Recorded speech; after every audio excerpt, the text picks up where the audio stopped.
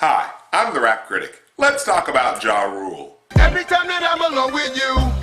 Now, as previously stated in another episode, Ja Rule was the biggest rapper out for a while in the early 2000s. Platinum records, features, #1 singles, babes, bucks, Ja Rule had it all. But as time went on, people noticed a pattern with him, which was the constant usage of the Thugs Need Love 2 formula to make hit songs. And for a long time, he was on top with it.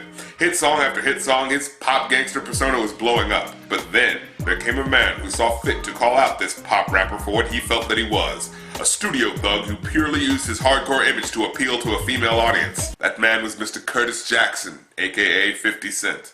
He'd call out Ja Rule for not being a heartless thug and instead being a punk or a softie. And sure, there's some origin story about one of 50's friends stealing Ja Rule's chain and then Ja Rule seeing that guy hanging out with 50 Cent. But the main thing that people heard about was 50 Cent calling him out for being a fake gangster.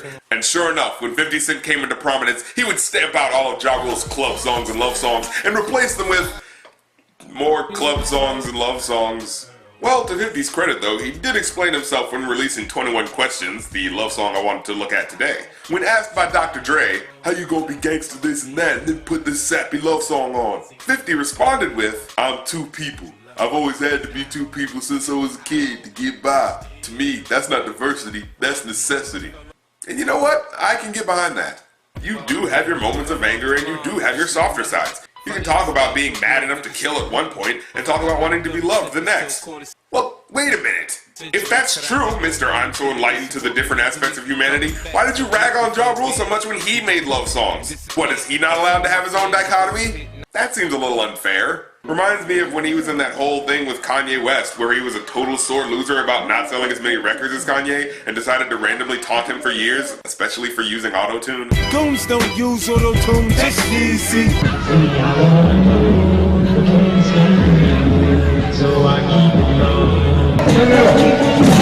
Stop fucking me with what happened.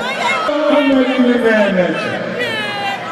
I'm gonna accept your apology for that last one. But then, what was that song he did the next year with G-Unit? I told you, boy, I'm a soldier, boy. I got no choice but to be a rider. Oh yeah. Yeah. So you see, my thing about 50 Cent is that he's always come off as a bit of a hypocritical bully. And with other rappers that I might like, yeah, that might be jackasses, but they do something that makes me look past it. Like, yeah, Eminem's an ass, but damn it, he sure knows how to combine lyrics and flow to create masterful verses. And yeah, Kanye's an ass, but damn it, he sure does know how to make good beats and throw in a little socially conscious messages every now and then. But 50, yeah, he's an ass, but he sure knows how to spit typical gangster rap lyrics over dark beats. Because that's what we were waiting for. But I don't know, if one of my favorite rappers of all time signed him, maybe I should give him a chance. After all, it's not just making a Thugs Need Love 2 song that makes me not like a song, it's making a bad song that makes me not like one. So let's check out 21 Questions and see how it fares. Oh yes, but first we must have awkwardly rushed character establishment. Okay, so how do we establish a rapport between two people in love in less than 20 seconds? I echo your thoughts on the hilarity of money. Oh no, the cops! Maybe making all those songs in which I publicly admit to selling crack wasn't such a good idea. New York City. You are now rapping with 50 Cent. Well, according to this video, you're riding in the back of a cop van.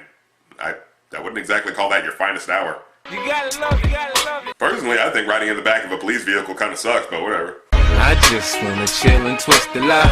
Catch stunts in my 745. I just want to let you know before this love song starts that I'm totally still a gangster by smoking weed and showing off my expensive cars. Girl, it's easy to love me now.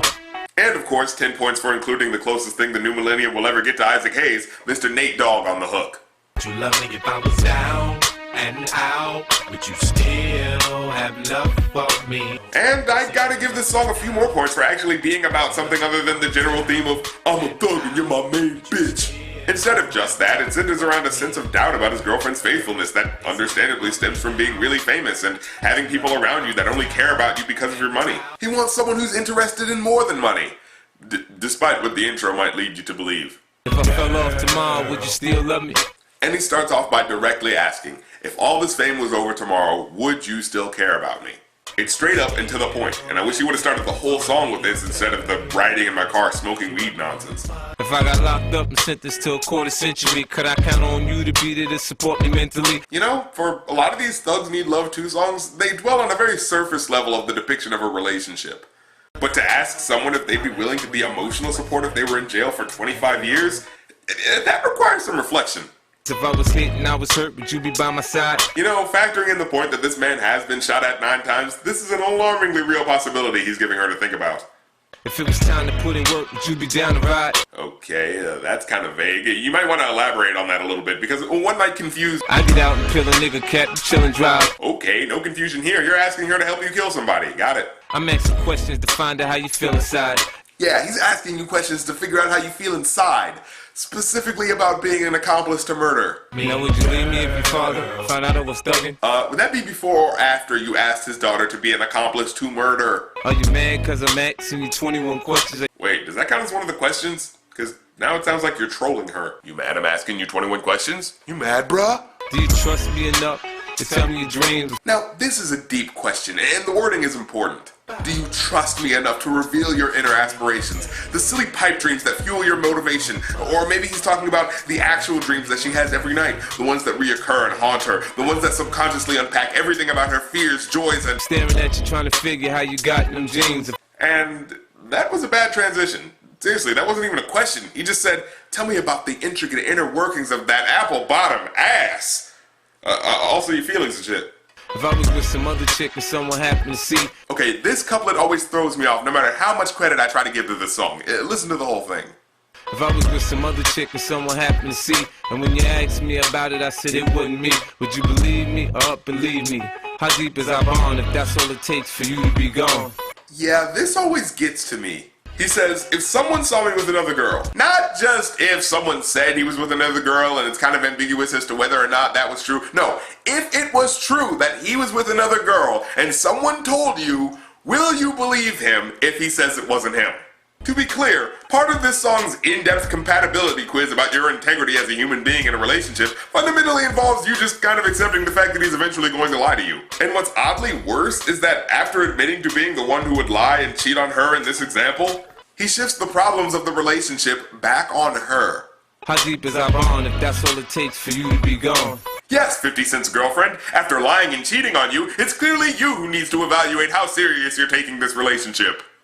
Yeah, these are the lyrics that almost ruin everything the song has going for it. Not the gangsterisms, not the singing intro by 50 Cent, not even the line about fat kids and cake. I love you like a fat kid love cake. You know my style, I say anything to make you smile. Yeah, it's corny, but by itself it's kind of endearing, because in relationships you're gonna have stupid little things you say to each other, and in the context of a song, if you don't overdo it, it can be fitting. But what ruins this for me is that this lyric comes immediately after the ones about pushing the blame on her in a relationship. Sure, these questions are mostly hypotheticals, and these scenarios may not have actually happened yet, but in this specific hypothetical situation, he has shown a blatant willingness to shift the blame on her despite him being the one that screwed up. Succeeding these lyrics with limp backpedaling.